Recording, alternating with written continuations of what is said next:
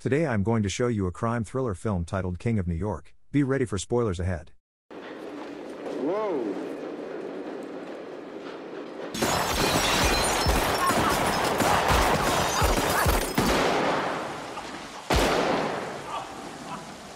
The movie opens up with a man named Frank being finally released from prison after spending 14 long years behind bars.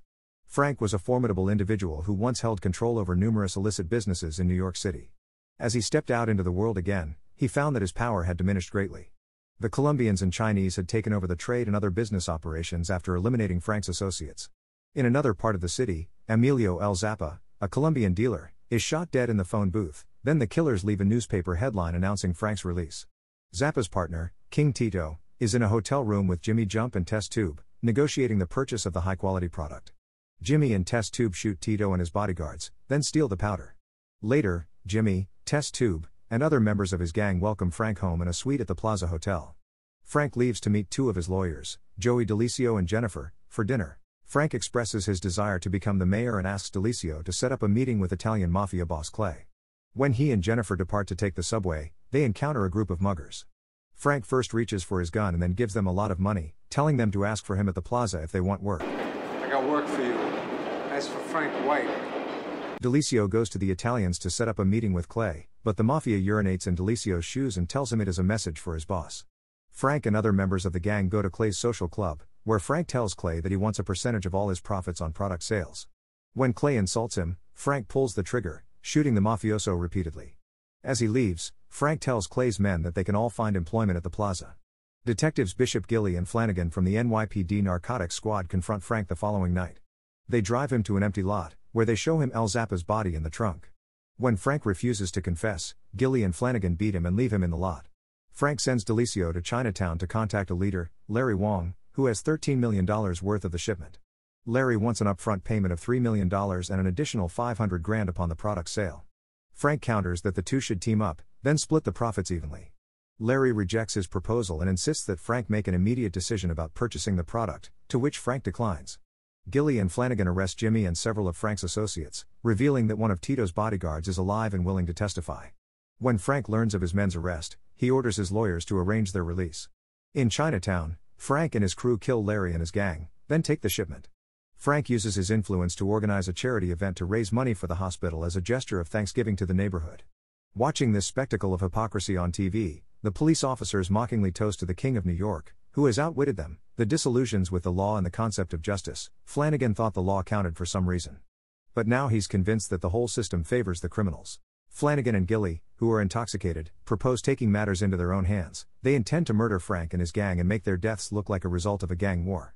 Lieutenant Bishop disagrees. He threatens to personally lock his colleagues up for such a crazy idea. Frank and his crew celebrate yet another business success while enjoying the glucose. Frank goes out on the balcony with Jennifer to enjoy some fresh air. He says he's lost too much time in prison and wants to make up for it. Frank hopes to do something beneficial for the city while he still can. Bishop meets Frank's lawyer in a restaurant. He brings him pictures of the murdered Colombians and accuses them of being immoral. The lawyer doesn't respond to pressure, he simply advises him to take the matter to court. Delicio arrives at Frank's party, accompanied by a cartel boss from Los Angeles and his assistant.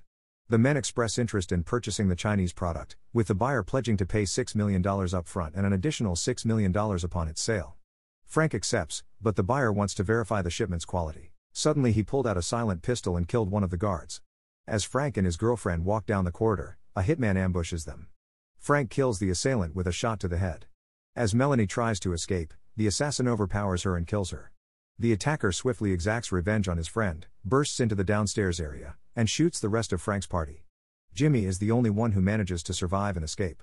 The gangster runs outside, while Frank waits for his group behind the wheel of a limousine. A masked man runs after him and clings to the car door. Jimmy rips off his mask, reveals a cop underneath, and learns that someone has snitched on them. At high speed, the officer hits his head on a fire hydrant on the side of the road and dies.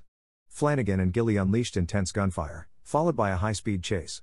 Frank managed to evade Flanagan and Gilly after a prolonged pursuit, successfully losing both the trace and the car. Frank suddenly comes back and crashes his car into theirs, causing a violent collision that seizes Jimmy's opportunity to open fire before making a final escape.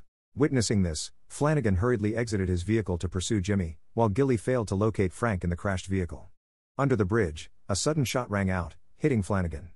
Jimmy doesn't stop there. He mercilessly pumps more bullets into Flanagan's chest, leaving him gravely wounded. Gilly arrives and shoots Jimmy multiple times to end his life.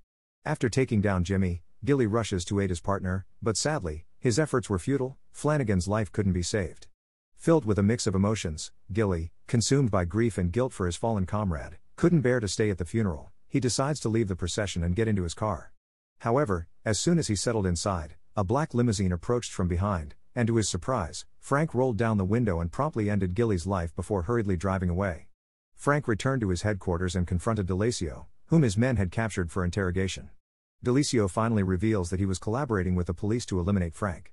In exchange for revealing Frank's hideout, D'Alessio admitted to receiving a $5 million payment and a promise of freedom. After hearing about this treachery, Frank ordered his men to bury the traitor alive with his cash. Under the cover of night, Bishop returned home to find Frank already waiting for him. Frank confessed to the murder of Clay, a man who had amassed a lot of money from gambling scams, and Wong, a businessman from Chinatown involved in illegal shipments worth $13 million.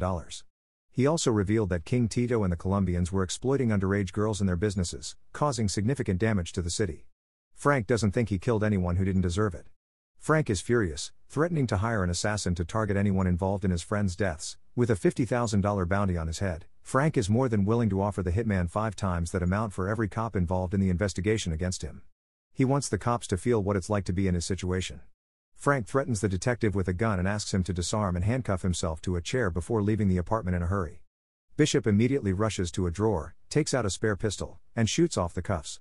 Frank enters the subway, and the detective follows him. Bishop manages to jump onto the train and follow him, trying not to frighten the passengers. The detective catches Frank off guard and demands that he surrender. However, Frank leaps up and takes a woman hostage. He gently assures her that he doesn't intend to harm her, but he threatens to blow her away if she makes a foolish mistake. Bishop appeals to the criminal's honor and requests that they settle the matter like men. In response, Frank shoots the detective, and the man manages to pull the trigger once. Frank nonchalantly leaves the train, steps onto the main street, and hails the taxi. Frank soon learns that he sustained a serious gunshot when he sat inside. When the taxi driver witnessed Frank holding a bloody gun, he got scared and promptly exited the vehicle, shouting for help from the authorities. The police began encircling the taxi from every corner, putting Frank under siege. Frank, weakened by his injuries, eventually succumbed to his wounds while leaning against the car seat. Don't forget to like and subscribe for more videos like this.